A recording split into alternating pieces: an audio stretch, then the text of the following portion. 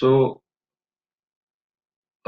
what I'm going to talk about is not, partially also what I do in my own practice as family physician, but also what is being recommended by international journals of family medicine. The one I'm referring to is type 2 diabetes mellitus outpatient insulin management. And this paper was published in 2018 in American Family Physician. So if you search this paper, you'll get more or less a practical guidelines to what we should be doing in outpatient management of diabetes with the help of insulins, because often our concepts are not very clear about insulin as such. There's not one type of insulin.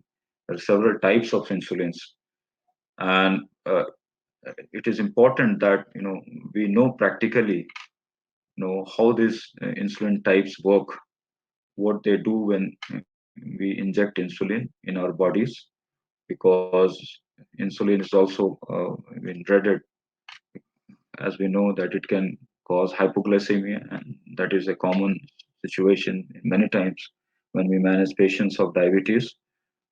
So even patients are aware and they're reluctant to start insulin because they are not adequately educated, or they are not adequately convinced about the outcomes and managing its logistics.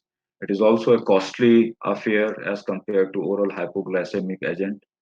So, as physician, we should be knowing when we should start insulin, how much it costs, and in what doses we should initiate, how we should titrate the doses with the objective levels of sugar level or HbA1c levels of our patients.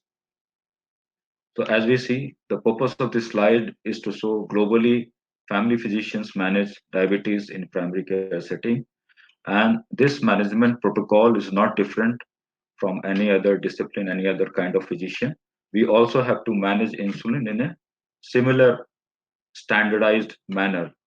And management of diabetes is not different in family medicine than it is in internal medicine. It is same. And management of most of the diseases is uh, is is it depends on the patients. It does not depend on the provider. We are licensed physicians, so as provider, we should be catering to the needs of the patient, and whenever there is a complication, we should refer to appropriate specialty. And diabetes, as we all know, is a multi-system disease. It impacts whole body because there is a microvascular changes through decades. It's a long-term condition, and there, major end organ damages can damage brain, heart, kidney, liver, uh, extremities, limbs.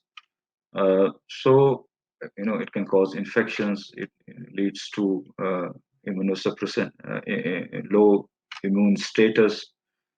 So, diabetic patients are vulnerable to many types of, insults, uh, of diseases, infectious, non-infectious.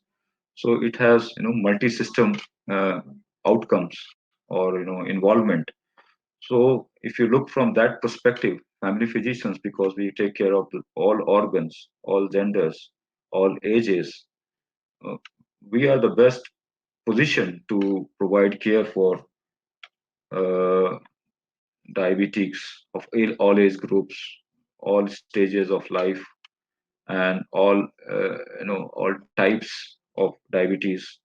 We should be capable of managing, and we can do that by learning ourselves. How do we how it is, because this is all evidence based, protocol based.